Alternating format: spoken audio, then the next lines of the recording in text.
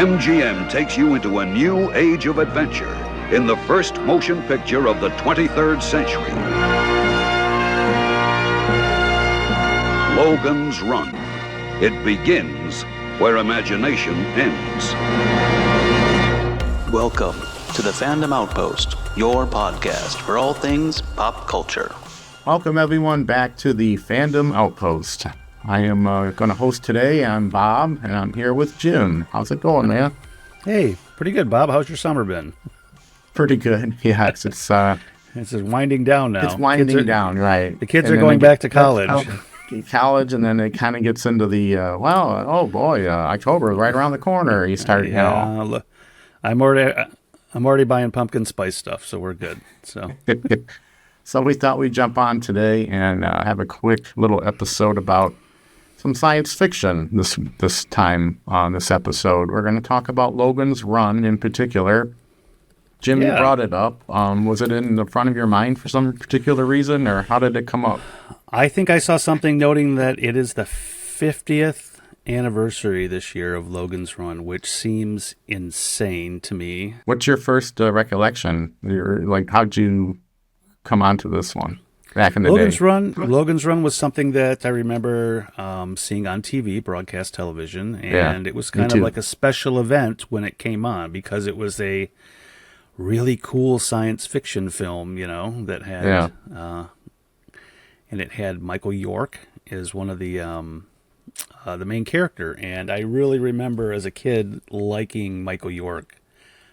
From this and from the Three Musketeers films that he was in and Island of Dr. Moreau. And that's what I remember him from. I was trying to piece together, what do I associate Michael York with? And it is Island of Dr. Moreau. I always think of him with the face and stuff. Right. Now, most people will remember him these days as Basil Exposition from the Austin Powers I was going to bring that up. Which he did fantastic He's terrific in that. And he is always like he's in on the joke. So and I love it that he's in on it. He's still with us. He looks a little bit different these days. He suffers from a condition that I can't think of at the moment, but it's a really rare medical condition. Kind of has his face is very swollen. But he's still around, and he does a nice commentary on the DVD for this. So I just happened to come across it the day before this recording. I always love that artwork. That old, it's really good. It's very evocative of the 70s. See if I can get it in focus. They don't make movie posters like that anymore. I love it. Really cool artistic graphics. They don't. And it kind of reminded me because I have the Soylent Green one. And it has, again, another fantastic poster and another great film that we're going to need to touch on at some point. Yeah, I can't get that in focus. Get in focus, everybody. Anyway. films that I appreciate and understand more as an adult than, of course, I did as a kid, right? Yeah, it's kind of it's very dystopian. I guess we'll just kind of briefly give a summarization of it, right? Because it's set in the future, 23rd century, I believe. The 23rd century, and there has been a revolution or a war. An event. And they've decided that there's just way too many people on planet Earth, and they've built dome cities for people to live in because of the quote-unquote toxic environment. And within these cities, you are born and you get to live until the ripe old age of 21 in the film. In the book, yeah. In the book it's 21. In the film it's 30. Right. I think. On your 30th birthday, you get to go to what is called Carousel. Now, Carousel is particular to the film, and it's a little different in the book. In the book, you just go to a sleep shop. And in Carousel, it looks really cool in the film. I mean, it's a really nice set piece in the movie. And when you're watching this for the first time as a kid, you're like, what's going on? And these people... like, everybody's going to Carousel. So you go, and it's like this stadium in the round, and then all these people show up, and they're in robes and hold it right there. Give us a visual, Bob. I forgot I had this. Oh, yeah. I had it in my closet. had it in my closet and I forgot. It's this mask, pretty much. Yeah, it's crazy. Yeah, it's that. I think the eyes are just slightly different. Yeah, they bore them out more. Yeah, they bore them out a little more. And so it's an old street hockey mask. And it's cool, and it looked futuristic, and you're kind of in this, and the carousel starts moving around, and these people start floating up in the air, and it looks really graceful, and then all of a sudden they start exploding. Yes. And dying, and you're like, what's going on? It's very Roman Colosseum kind of thing. Yes, that's a great analogy on that. And people are cheering like, what is it? Renewal? Are they shooting? Yeah, renew. Shouting renew. Chanting renew. And we see in this, and we were introduced at the beginning of the film to our main character Logan 5 and his pal Francis 7, and they're kind of dressed in the black and gray uniforms, military. A little bit they have a Gestapo-y. Yeah, and they have a holster on their side that carries a gun and like a little tracking device, and we find out, and they're actually discussing this carousel, and one of them is not quite so sure, hey, do you believe in this carousel thing, the renewal? Do you believe in renewal? And the reason he's Logan 5 and they're Francis 7 is that there were 4 Logans before Logan, and they all went to Carousel, and he is the next Logan. Now the question is it really happening? Yeah, so you're led to believe that as you reach your age and you go to Carousel, you die, and then you are reborn, as we see our Sandmen, as they're called, looking in to the nursery, kind of pondering this question, Is this what happens to us? And when you're born with a crystal in the palm of your hand. And as you age, the crystal changes color. And when your time is up, it turns black. And that's when you need to go to Carousel. So now, of course, everybody in this dystopian future, red, right? Yeah, blinking red. Everybody in this dystopian future isn't necessarily on board with this, and they decide to what they call run. And this is where the term run comes from in Logan's Run. They decide to this isn't for me. I'm going to bug out. I'm going to leave the city and, and not participate in Carousel. There's like an undercurrent of some sort of resistance too, right? Yes. Yeah. That is kind of not believing in the system and trying to have like a what do they call it? The Underground Railroad type thing. It is getting people very much so, and it has this kind of anti-war hippie kind of undercurrent into this, peace and within this to rebel against the society. Well, there was that saying back in the day, right? That don't trust anyone over 30, so it's kind of funny. Don't trust anyone over 30, and that could very well be part of the impetus for this story. Right. So if you take off and you decide to not participate in Carousel, you are seen to by, in the book they're called Deep Sleep Men, which is really clunky, and in the movie they're called Sandmen because they put you to sleep. And they have this kind of a cool pistol that shoots, and it has this little flare that comes out the end of it. There's no laser guns. And in the book, they shoot you with something called a tracker. And technically it locks onto your signal and follows you till it hits you. And then supposedly it fries out your nervous system, and that's how they kill you. And in the movie, they kind of show them going after a runner, and then the runner he dies, and then this weird kind of floating disposal guy shows up, hovercraft, and he kind of sprays you with this mist, and then you dissolve into foam, and then you're done. That's how they take care of you. But they do all this because there's to control the population of the planet. So, and in the meantime, while you're waiting to become 30, all these pleasures are presented to you. You can get a new face, you can go to the sex shop, you can literally swipe right in this portal in your room where if somebody's into it, they can kind of come in. Quite a look to the future, isn't it? With like apps and things. Right.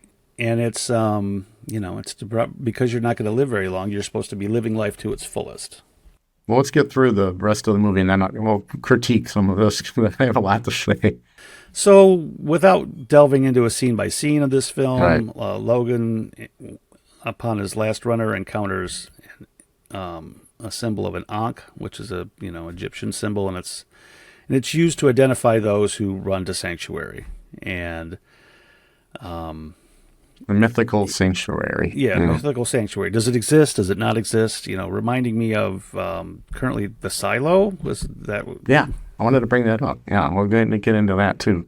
Within this, he meets Jessica 6, who intrigues him, and then he's called into HQ, and they task him, the computer that you never really see a person in the headquarters of the Sandmen. It's a computer that they sit and talk to.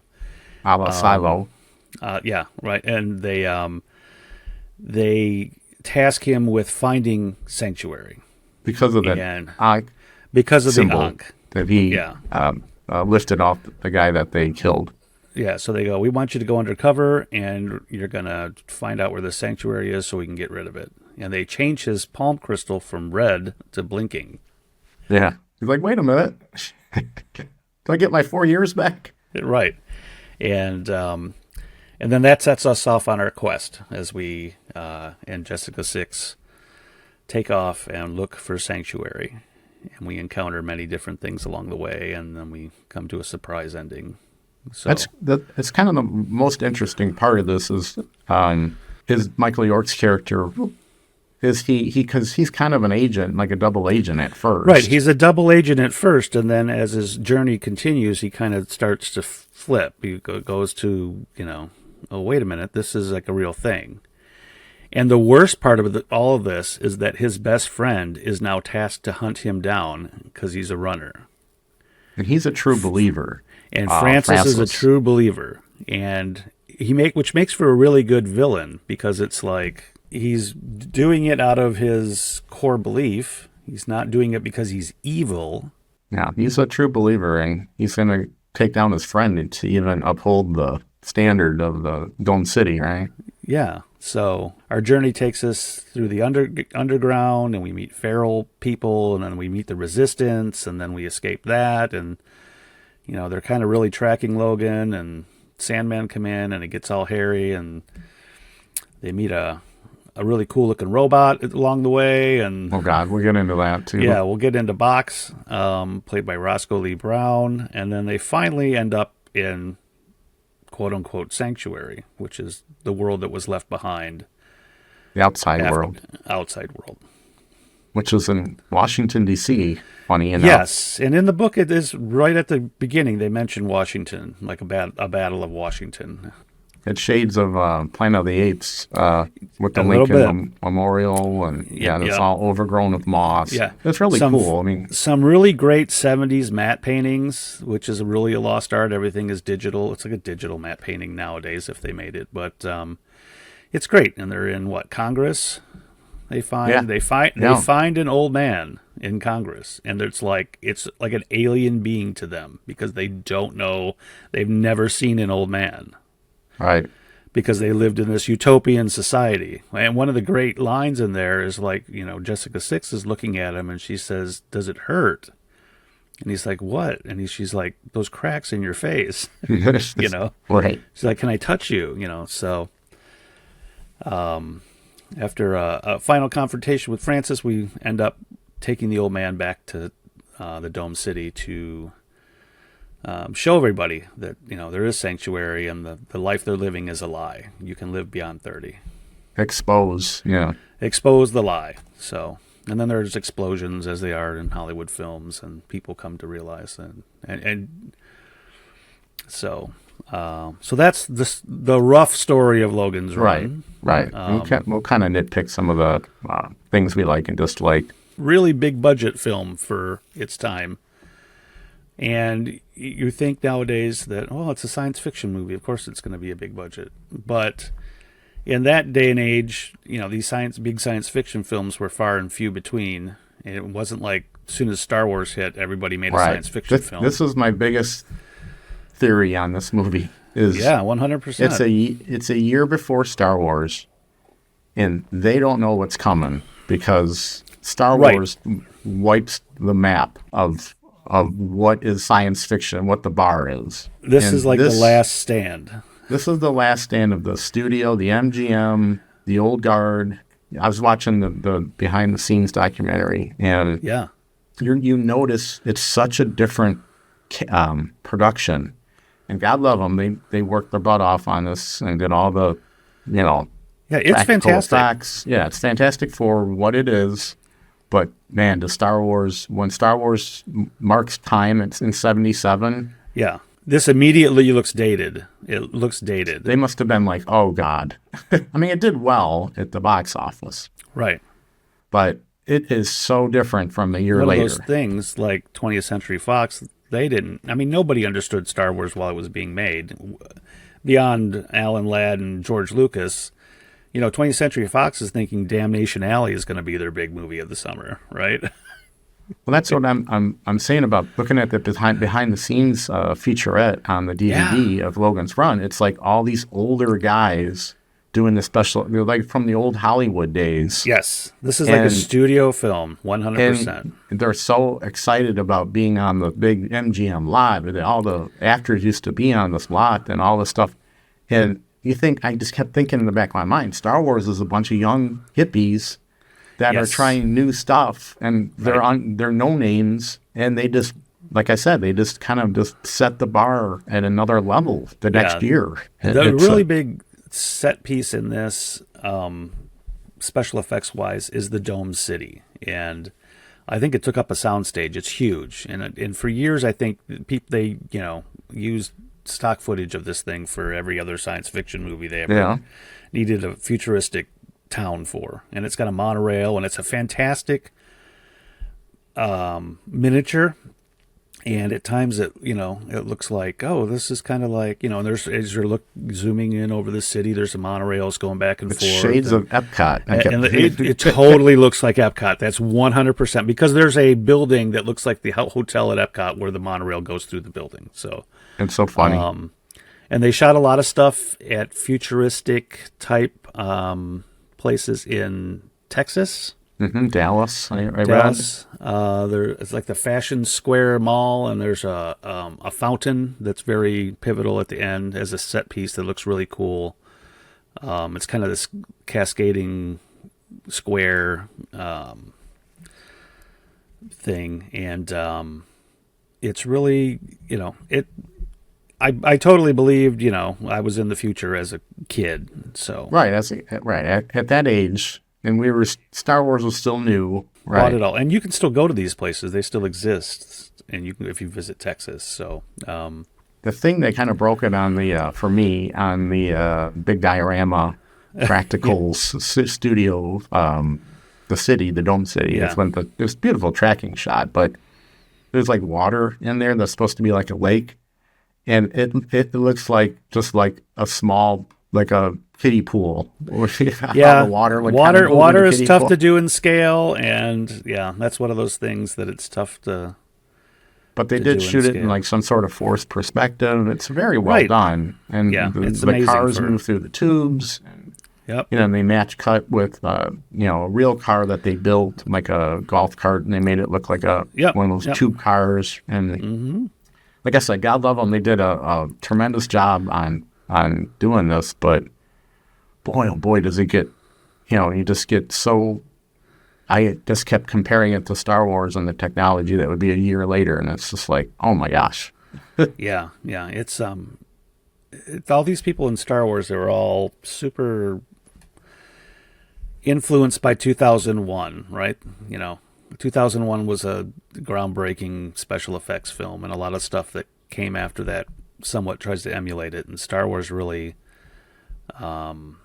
took advantage of that and kind of twisted it with the kind of grungy universe and lived in, right? Which I think helps sell Star Wars. So yeah, definitely, because this has the clean. Everyone's wearing the clean. And this is a clean shiny utopian future, like 99.9% of every "I'm in the future" movie shows you. Right, we're living. Buck Rogers. TV right, we're show. all hoping for the best utopian future, right? One We're of all the wearing our spandex pants. So, yeah. and they did some really, interesting things that were subtle. And when watching some of these behind the scenes documentaries, like in Logan's Run, they delineated characters' age groups by the color of their clothing that they wore, and I like that. That would correspond with the crystal in their hand as well.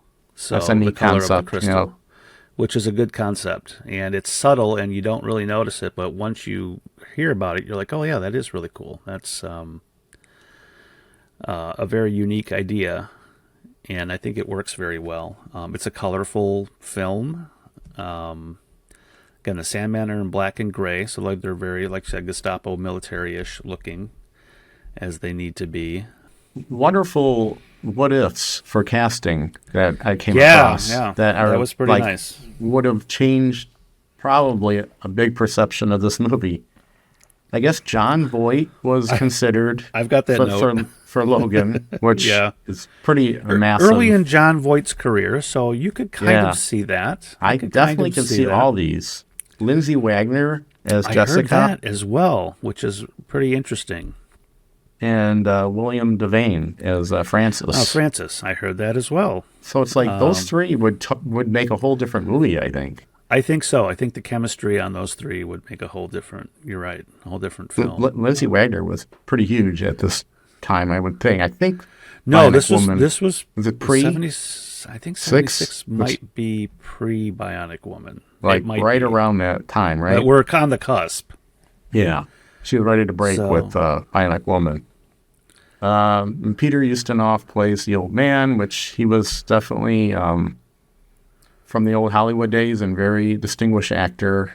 And he got to do a lot of ad-libbing, which was cool, I guess. Which makes sense that he was like a really good casting choice for that, because he had this kind of this hermity kind of guy living in my own with cats, and I'm kind of quoting T.S. Eliot. Right, as stunted as the people from the Dome City are by their limited environment, he is also stunted by the environment that he lives in. Right. He takes them out, and they explain grave markers as they're going through a cemetery, and what these are, and how long these people live. What is the concept of a husband and wife? Right. That was really interesting. I'm trying to think. Farrah Fawcett. Farrah Fawcett is really like the big takeaway everybody gets from this movie, because it's like her first film appearance, and she was an extra, and somebody saw her playing tennis. I think it was Michael York. He's like, kept I don't want to take credit, but I did notice her from playing tennis, and I was like, she's this blonde beauty of whatever. Absolutely, and recommended her to the director Michael Anderson, who was another studio director, won an Academy Award, I believe. At least the film, right? Around the world in 80 days. Yeah. And I know that Michael Anderson, so Farrah Fawcett plays Holly. Back to Ferry. So she is the receptionist in the New U, or she's a nurse in the New U clinic, which is where you get a new face if you want one. If you just want to tired of looking the way you look, hey, you've got 30 years to live. You can look like whatever you want to look like. Right. And then the doctor in that is Michael Anderson Jr. So it's the son of the director. So, and there's a really fun battle. We find out that one of the reasons they go to New U is because they're looking for sanctuary in a way to get there. And, the runner. They're part of the people running New U is part of the underground. And then and the runner they caught. They checked his face and it was different. So he must have went to New U or whatever, Yeah. It's like, well, I wonder why he got a new face, Oh, it's because, which would be a great place to, if you were trying to escape, to get a new identity. If I can cosmetically look completely different before I take off, that's helpful. So, there's like a nightclub that's like a sex nightclub or whatever. That was a weird sequence, wasn't it? Yeah. So apparently there was like a lot of that got cut out. Yeah. I mean, Yeah, this is rated PG, by the way. So the determination, because it was so over budget and they had sunk a lot of money into this, they're like, we really need to be this needs to be a PG movie so that as many people as possible could see it. So there's quite a bit that was edited out of this film. Apparently the sex club was really super edited. When we meet Roscoe Lee Brown, his character is this robot, and he had a longer... he's really one of these, like, wait, what? When you run across him, and when you find out that a ton of stuff got cut out of it, you're like, okay, that makes sense. That's why this is so disjointed, right? Okay, well, I don't know that part because I'm like, where is this robot coming from that's in this ice underground area? Right, so he's freezing all these animals, and he's like an archiving robot. Like, who made this guy, and why is he doing what he's doing? So who made any of this, to tell you the truth? So yeah, there's a bunch of stuff, because it shows them, they're all wet from their previous experience getting down there, and they get out of their wet clothes and they get into furs because they're freezing, and then they get into their wet clothes again, like really quick, I know, so they can leave. It was seemed like an excuse just to get a little skin in there. Yeah.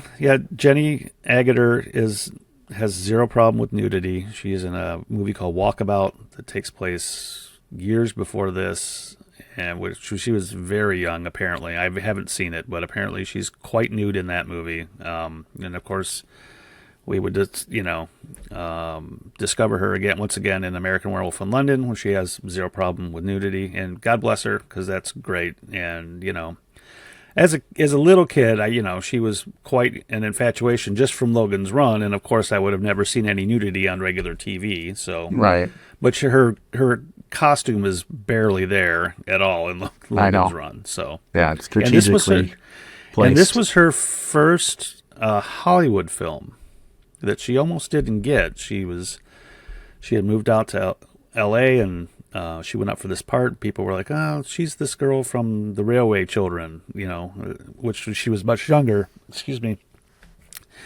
And they're like, "Well, that was 6 years ago. You might want to see her now." And so they came in, and they were really happy with her in there, and she immediately got the part. So she knew this was kind of a big deal for her, because it was widely touted, like, "Oh, we're making this science fiction film, and it's called Logan's Run, and it's going to be a big deal," And they apparently took them quite a bit of convincing to get Michael York to be in it. He wasn't really sure about a science fiction film, and there's a story he tells about getting in a cab and meeting a fan, and the guy was like, "Oh, you're going to read for Logan, right?" And the guy saying, "Oh, you're all right for this. This is a great role, and you should take it." And it's really good. The movie is based on a book that is written by William F. Nolan and George Clayton Johnson, and they specifically, I think, wrote it to be a film. And I was surprised in the research. I was surprised to hear that it had been in development for some time. In 1967, I guess, the book came out. Yeah, right? Yeah. And George Pal, famously of The Time Machine and War of the Worlds and The Seven Faces of Dr. Lao, he was up for director for it. They wanted him to do it. And these science fiction movies at this time were a risk for people. Let's talk about that for a minute, because there's a few that we mentioned in our green room meeting, right? Yes, right. We talked about, 1968 was Planet of the Apes. When did Soylent Green come about? 73, I believe. 73. Soylent Green, which was another huge dystopian movie at the time. And I think with the success that MGM had with Westworld, that's another one, yeah. Yeah, they were like, this is science fiction. People are digging this, so let's get this Logan's Run thing up and running. To which they did. THX 1138, which is another one I really enjoy. It's a 1970. That's another dystopian one I would probably throw in the barrel if you were interested in this type of movie. Check that one out. George Lucas's first feature, I believe. Right, and we also had spoke about Douglas Trumbull's Silent Running. Yeah, I haven't seen that one yet. It's not readily available. I'd have to rent that one. It's fun. It's certainly of its time. It's because Trumbull was the effects guy. The effects are great. It's 2001 coded a little bit. There's giant flying spaceships with biodomes that house what's left of the Earth's forests. Oh, interesting. And there's people kind of stuck on it, taking care of it like it's their job. They're 9 to 5 and they're ready to go home. And then there's our main protagonist of the story is Bruce Dern, who is in love with his job and everything he does on his job, and he loves. And of course, he's the weirdo. Of course, they think he's the weirdo because he loves these plants and all this other stuff. One of the great things about it is the design of the film, and there's these they call them drones in the movie, but they're these little robots. There's 3 of them in the movie, and he nicknames them Huey, Dewey, and Louie. And then they're played by amputee actors. Oh, wow. And there's a lot of R2-D2. When you see these drones, you're like, okay, yeah, you're like, I can see where R2-D2 might have gotten a little bit of a hint. Interesting. But yeah, we'll have to watch that and cover that. But it's got a soundtrack by Joan Baez. So that's right. I did hear about that. Yeah, that's interesting. It's fun. It sounds very on the hippie side. It's on the hippie. It's the hippie side of science fiction, and it's in a good way. So it's save the planet, save the trees, right?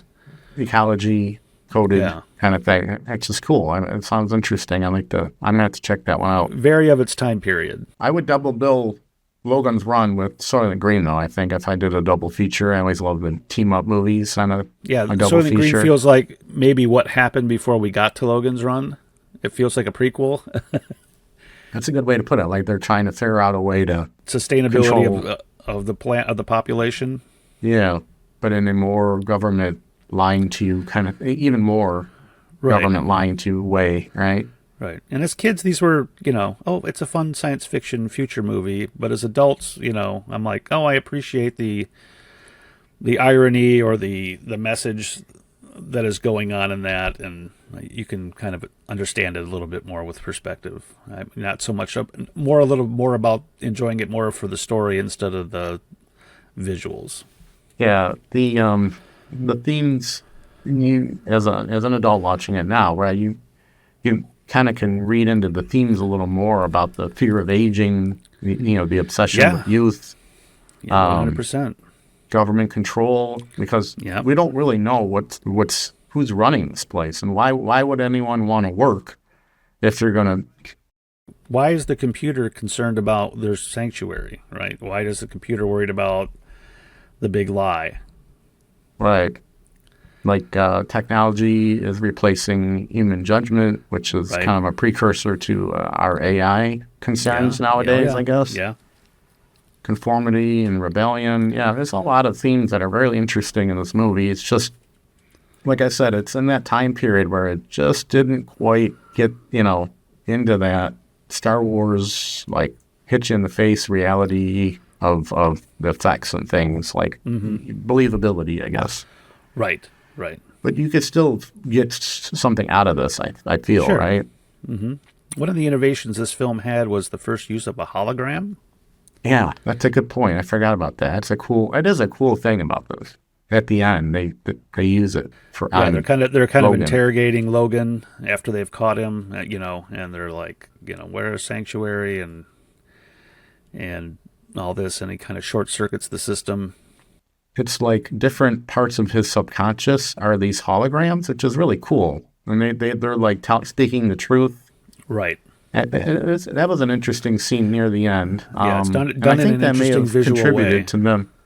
I think that contributed to them. They did win an award, I believe, at the Academy Awards and that may have been the main, because it was such a new technology at the time. I forget exactly what they won, but I know it was something they got probably a technological recognition for. Development for. Also, the sound for this movie was first time it was like Dolby 70 millimeter, I believe, sound. When it was the first film released with that you could see it in this sound. Speaking of sound, yes. who did the soundtrack? Another banger. Another great Jerry Goldsmith score, and he's just knocking them out. He's killing it in the 70s. It's like right. We praise, and rightfully so. John Williams gets all the accolades and stuff, but Jerry Goldsmith gets slept on a lot. And he was, one after the other, and they're all very different. Planet of the Apes is very different from this score. I still, to this day, will find a movie and I'll be like, oh, Jerry Goldsmith did the soundtrack to it. Yeah. There's too many to mention. I mean, it's really incredible. He almost had Raiders, and he didn't get it. But look up the theme for Alan Quatermain. Yeah. King Solomon's Mines. It's like he was like, all right, this is what I'm doing. This is what you could have had, and it's a fun march, and they carry it through the whole film. So, but this soundtrack for Logan Run has that when they're in the city, it's got that it's got all that little kind of techno technology, kind of background, ambiance to it, yeah. And then it kind of changes when they go outdoors, and it's more orchestral and grandiose, symphonic. Gets to Yeah, it's a really that is a really interesting part of this movie. So that's another one to put in the plus check box, I guess, right? So this movie spawned a couple things. It spawned a short-lived TV series in the 70s, starring Gregory Harrison.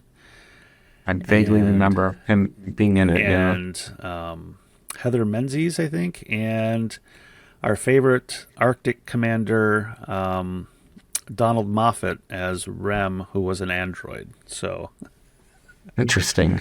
And I'm trying to think. I can't remember the actor who played Francis, but it's it's a good formula for TV. They're on the run, and someone's chasing them. It's like the Hulk. It's like the Fugitive. It's like the and week to week you go to a new place. But it was like they were slashing the budget on this thing from day one, and it shows. They did the best they could with it. It's got a really terrible theme song. It's like this annoying siren going off during. It's terrible.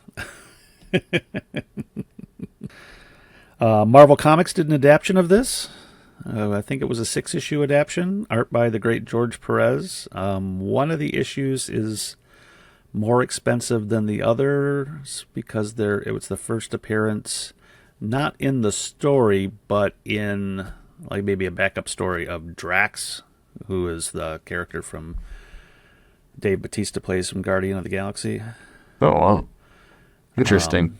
So that's fun. And we've been talking just between us on our regular chat group about movie comic adaptions, and I think that might be something fun to get together with Robbie and do a We Have Issues episode on the great film adaptions of comics, because that was, for me as a kid, those film adaptions were as close as I was going to get to owning it on physical media. Yeah, you and Mark and Robbie are definitely the comic guys in this pod universe that we're trying to create. Well, is there one last thing I want to give Richard Jordan, who played Francis in this? Yeah, he's great. He's really good in this. He's very good.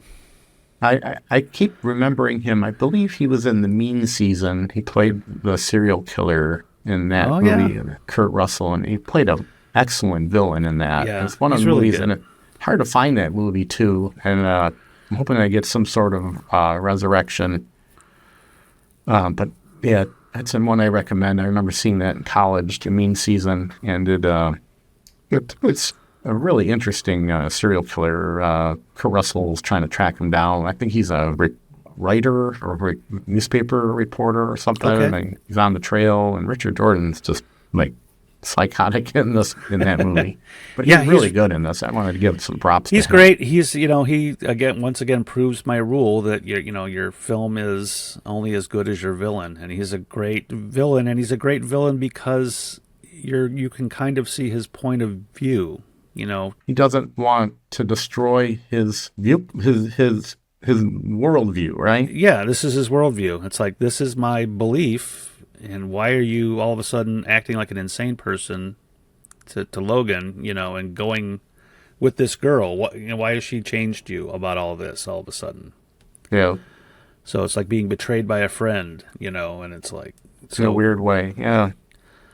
And the Logan thing, the Logan becoming romantic with Jessica is interesting too, because he really doesn't start out that way.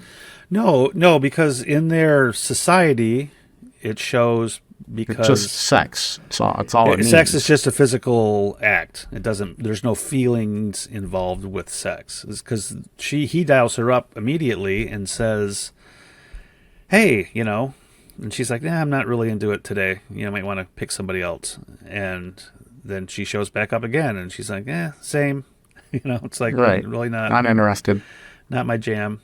And one of the interesting things about when he was scrolling through those people in the portal, he comes across a man, and he's like, meh, it's like, okay, nah, that's a little too much for me today. I don't need that. It's not like, oh my gosh, there's a guy in my portal. It's like there wasn't some screaming homophobic rant on their part. It's just like, it exists. It's whatever. Not me. There's an interesting story about that scene where he's scrolling through and he's at home and he's kind of in this big kind of robe. A robe? Yeah. Yeah. And they came up with that like at the last minute. Yeah. Because the director was like, what would he wear at home? What was he going to be in?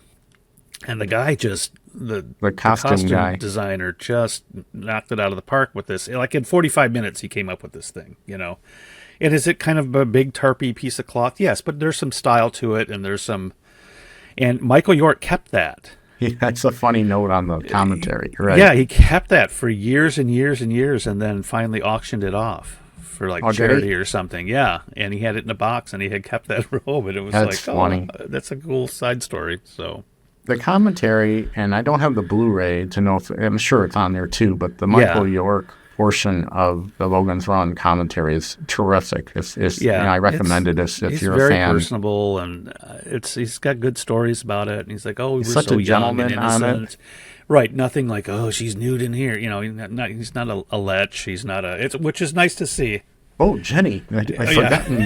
I've forgotten we had a nude scene. This is crazy. Yeah. He's really such a treat to listen to on that. And he's a treat, yeah. One of the things in casting him in this was that they had to, in the book, like we had said, everyone is 21 when you get Carousel, but they were like, we don't have 21-year-old actors that can pull this really off. Hard. So we're going to up the age, which is good because I've found a copy of it on YouTube that someone's reading. So I started listening to that. And there's he goes to the section, they call it the glass house in the book. The sex shop is everything's 365 glass. And then you're doing whatever you're doing in there. And every once in a while, the light in your room kind of comes on and everybody can kind of see what you're doing. And then it dims out. But when he shows up at the glass house, it's like, I ran into this, there's this girl, and she's like, not so much. And this girl is she goes, I'm 16. And I'm like, okay, that's a little problematic. Yeah. Yeah, there'd be a lot of problems with that. And then also, by being 30, you kind of get a more adult perspective on things. Even though they're so sheltered, they don't really know much about life, I guess, experience. Yes. Yeah, that's a good way to look at that. Your brain is a little more developed. Yeah, can you imagine everybody copping out at 21 in this? It'd be you barely lived. It works better in the movie that way. What's that? So you barely lived at 21, right? Right. Whatever exactly. You know about it. So that part works definitely. So and I keep hearing for years and years that they're going to remake this. So, I know. Maybe. It would work as a series. Yeah, I could see it as a really well-made series would be because a la Westworld, how they did that. Yeah, the new Westworld, the contemporary Westworld HBO series that is excellent. They got I thought it got a little off the rails after season 1 a bit because I couldn't keep up with what was going on. Season 1 was terrific, but then I was like, what is going on after that? I just couldn't really sink my teeth into it. We mentioned Silo, and that's another recommendation. I think we both would recommend that if you're interested in Logan's Run. there's a lot of themes that kind of share with Silo that are interesting. It's a bit of a slow burn show, but has that something's happening in behind the scenes of society, and people don't know, and they've only lived one way. They don't know any other way. So, yeah, there's a lot of shared things with that, which is interesting. That's ongoing right now, season 3, toward the end of it. You can still jump on, check that out. There's some good stuff to mine on these, things like Andromeda Strain and things like, again, that's all one. The Omega Man, and another good one. Some good films to touch on those. Yeah. So check it out if you have any interest, if you haven't seen it. And I know it's an older one. It's not too long. It moves along at a good pace, I think. Couple hours. I think it's longer than I thought it was going to be, but there's definitely a lot going on, so it kind of takes you along for the ride. It's a bit of an adventure movie. Mm-hmm. So, check it out. I think we both would recommend it, but keep in mind that the effects and the style of that 70s look is definitely prevalent in it, and you're going to have to It's a studio film, You're going to have to deal with that, but I think you can still get a lot out of it if you want to check it out. So I think we'll wrap it up there. Thanks for bringing that topic up, Jim. That was a good one. I'm glad we jumped on it, and we'll come up with another one for next time. Again, join us on social media, on the Fandom Outpost, Instagram and Facebook. We'd love to hear your thoughts on this movie. We'll leave a link in there to join us and talk about it, and like and subscribe. I wish I would have mentioned that before in the beginning. I always forget. Please like and subscribe to this channel and this video if you liked it. Yeah, share Give us us with a your little friends. boost. Help us get in the algorithm that is so difficult to get into. But we keep trying. And I guess we'll say goodbye for now from the Fandom Outpost. I'm Bob. I'm Jim, and go renew. Yes, renew. We'll see you next time on the Fandom Outpost. Thanks, everyone, for watching. Take care. Thanks.